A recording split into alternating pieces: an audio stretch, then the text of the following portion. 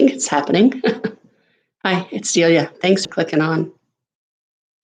So I just got a question. It's a great question, and I've been in the over 5,000 readings that I've done. I've gotten this question a lot, so I thought I would answer it here.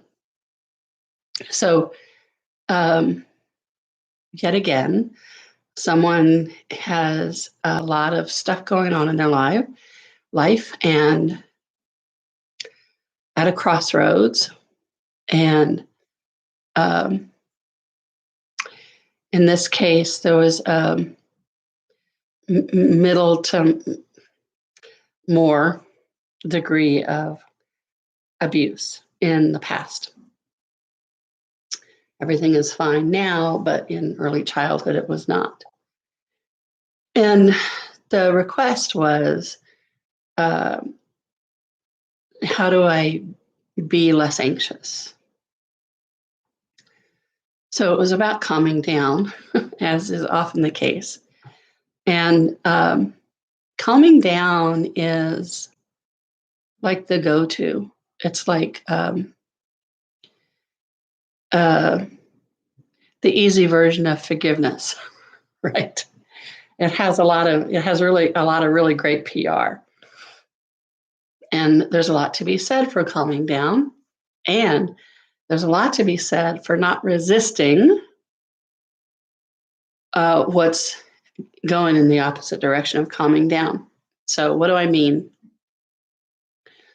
I work with a lot of women, and I also work with a lot of people of color. And in both of those, and also, guys. But in the cases of the people that are attracted to the kind of healing and empowerment work that I do, there's a strain between what happened, which was abusive and bad and wrong and catastrophic in some cases, and how to not be berserk, crazy, angry, flipped out all the time. And it's a really great question because it indicates a lot of self-care. So there can be a certain degree of desperation. I can't stand the strain. I can't live like this anymore. But the desire to not live like this anymore is what I call a life wish. And it's recognizing that there's something going on that is not serving you and not helping you get bigger and get stronger and get to be more you. What happens when there's a dichotomy like this, usually, is that the person tries to, this is, like I said, really true in people who are not in positions of domination over others, which is most of us. How to make myself okay with what happened. How to make myself okay with the way others perceive me as broken, as bad, as wrong, as useless, as only worth whatever. There's just a ton of ways that society makes us worth less. So a lot of modalities, especially in psychology in the past 30, 40 years, has been about either manipulating your brain so that you perceive it or define things differently. And then there's kind of tricks that you can do to make yourself not mind what happened to you. So like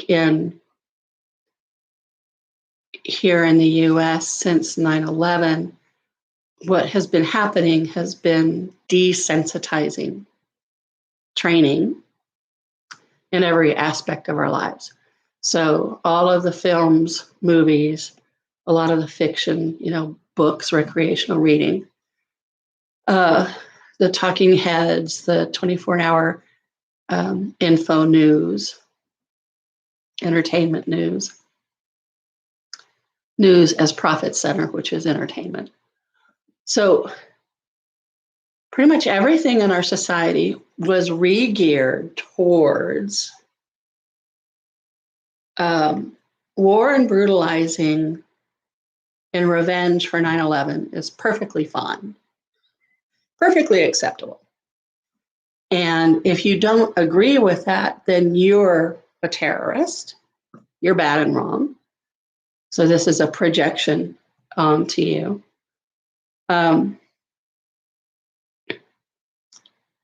And if you're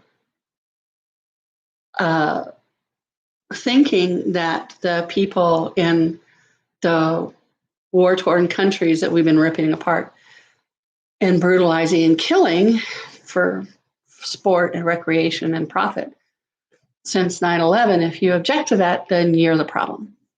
Okay.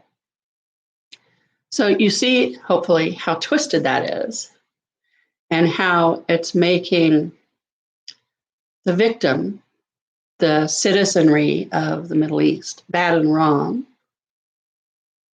And it just conflates a bunch of things. Why did I pick such a big thing? Because it's just a really exaggerated, it's a really large example of kind of the kind of militarization mind that's been going on for the past 20 years. And if you object to something, then you're the source of the problem. And it's happening right now with Meghan and Harry. It's not that the systemic racism in the UK is a problem. It's that Meghan and Harry are talking about it. It's not that the systemic racism in the dominating paragon family of colonialism. There cannot be any of that anymore, and therefore it must be Harry and Meghan's problem. So you can maybe see how insane that is, right? And before that, it was all in Diana's head, right? So there are ways that, and with the perpetrators that have gone to jail, Bill Cosby and Harvey Weinstein, and likely people like Elon Musk, and just a ton of people. And what their first defense is always that it's the person that's crazy and wrong. The victim is wrong and crazy. And I'm not saying that there are no liars in the world and that there are no liars who don't use crying wolf about sexual misconduct or predators happening. But what's more common is making the victim wrong. I mean, it's a tradition for the past couple of thousand years. And then the person who was victimized, who was wronged, gets wronged again, right? And so you can see how this would make it very difficult to speak up, because you're going to get wronged again for speaking up. There will come a time when you're going to speak up anyway. But you may not be there yet. It can take time. And there's nothing wrong with that. So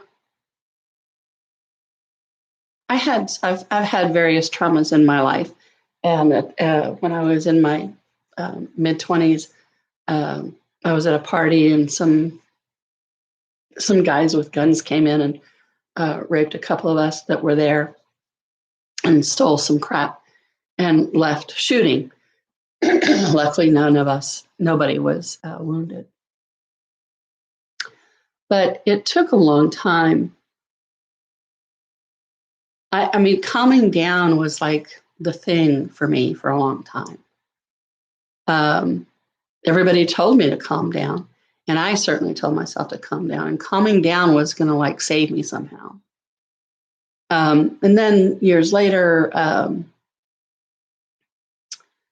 I lost virtually all of the previous generation of my family to old age. Basically, but they died in a cluster, in a short amount of time, and so more grief and loss. And I had a really difficult relationship in some ways with my father, so that was kind of traumatic when he died suddenly. So all of these things, the answer to them was society, telling me to, it's okay, calm down and just take it easy. And so I got so used to calming down and taking it easy that I didn't know how to modulate, for one thing. And for another thing, I got it into my head that calm was the only way to be. And if you weren't calm, then something was bad and wrong, and you were crazy, maybe. And because there's so many other flavors of life than calm, if I got excited, like in a fun way, my instant thing was calm down, because for a long time, excitement usually had to do with death. So then separating excitement from kind of manic, right? And separating excitement from fear and allowing those different energies to run, and allowing for those different emotions. And, we live in a world that's crazy about emotions, just so you know. Everything that's been derived from Freud is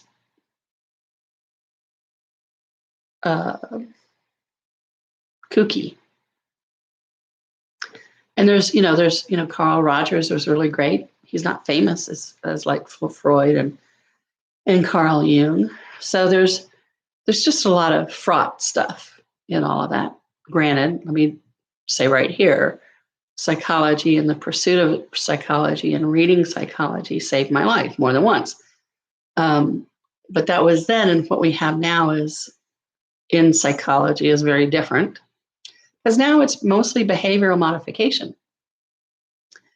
And while that can be useful, it still has the paradigm of treating us humans, which are miraculous, infinite beings and bodies, as though we're widgets. Are you producing? If you're producing, then you're lovable. If you're producing money, then you're really lovable and admirable. And if you're not producing money for somebody else, then you're not really worth anything. And that's kind of that's the unspoken message of our society. And so you are what you're worth. Your worth is what you're worth, which is crazy making. So there's just a ton of ways that I relate to the question of, I want to calm down, I need to calm down. Not wanting to be upset anymore, not wanting to feel crazy anymore, wanting to know once and for all if you are crazy, in kind of a life and death kind of way. I mean, all of these things I've experienced, and all of these things I've had just extraordinary people work with me on. And I've learned amazing, amazing, amazing tools and how to work with the energy, which for me has been the real thing that was underneath everything else was energy is something that my whole system understands, whether my brain can grok it or not. And I can follow the energy. So if you're in a place where you're still really upset and resisting it. I mean, here's the thing about being upset is there's an arc to all of this. This is not uncharted territory. Especially if trauma happened in childhood, there needs to be a time for you to explore it and for you to discover what happened to you. And what that usually entails is breaking through the lies. And they can be lies that other people told us, and it can be lies that we have adopted or adapted. So if something really horrific happened when you were little and your family refused to acknowledge it, then you can have a lot of mind fucking to undo, frankly. I had one client who came and she was in town about to go visit her family of origin who she hadn't seen in a while. And she'd been on, medications and the drugs and the doctors and yada, yada. And the theme that she had gotten from her family and had taken to all these doctors was that she had trust issues. And I looked at her energetically and I asked just a couple of questions. And she knew what had happened to her. And everybody was upset that she would be upset that those things happened to her. So they told her she had trust issues. So she was in a constant state of, are you fucking kidding me? Because everybody around her acted like blue skies and green pastures compared to this horrific thing that had happened to her that everybody knew about and nobody cared about. Nobody was going to admit that it was wrong. So she was outnumbered, right? And so that helped make her believe that she was the one that was crazy. So, and they labeled it, you have trust issues. So she took that label and then she gave it to the doctors, and then the doctors gave her medication.